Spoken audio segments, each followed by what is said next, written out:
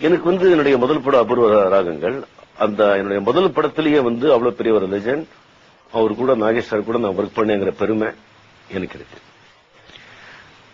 அதுல அபூர்வ ராகங்களை ஒரு இன்சிடென்ட் நான் ரொம்ப கஷ்டப்பட்டு இருந்தேன் ஆக்ட் பண்றதுக்கு. பாலச்சந்திரன் சார் சொல்லிட்டே இருந்தாங்க. அப்புறம் மெதுவா நாகேஷ் சார் என்ன கூப்பிட்டாங்க. ரஜினி, சிவாஜி ராவ் இங்க வாங்க, ஒன்னும் பெரிய இதே கிடையாது, நீங்க ஒன்னும் டென்ஷன் ஆகாதீங்க. பாலச்சந்திரன் சார் பாலு சொல்லுவாங்க, பாலு என்ன செய்யறாரோ அதை அப்படியே இமிட்டேட் பண்ணிடுங்க போதும், அதான் நான் பண்ணிக்கிட்டு இருக்கேன் அப்படியே சொன்னாங்க.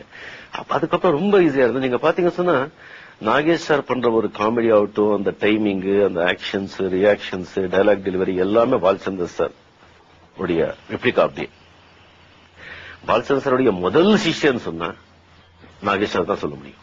தப்பு தாளங்கள், தப்பித்த தாளா, இந்த தமிழ்நாடு தமிழ்ல பாலச்சந்திரன் சார் கண்டினியூ ஸ்டுடியோ பெங்களூர்ல எடுத்துட்டு இருந்தாங்க.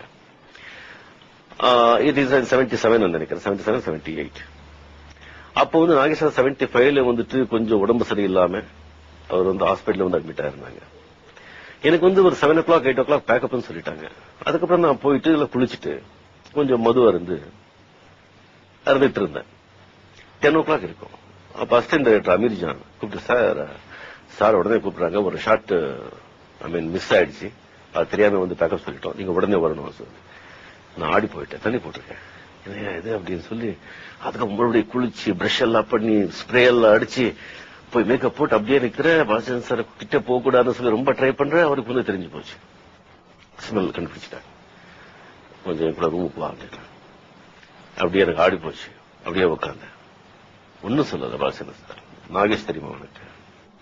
தெரியும் சார். எப்பேற்பட்ட ஆர்டிஸ்ட் தெரியுமா? தெரியாது சார்.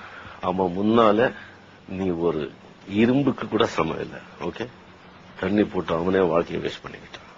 இனிமே ஷூட்டில் தண்ணி போட்டு பார்த்தேன்னு கேட்டேன், செருப்பாலை அடிப்பேன் அப்படின்னு சொன்னார். அன்னைக்கு நான் விட்டதுதான். ஈவன் காஷ்மீர், ஜம்மு, அங்கே இங்கே என்ன குளிர் இருந்தா கூட அந்த மேகப் இருக்கும் போது ஒரு சொட்டு தண்ணி கூட நான் சாப்பிட்டது கிடையாது.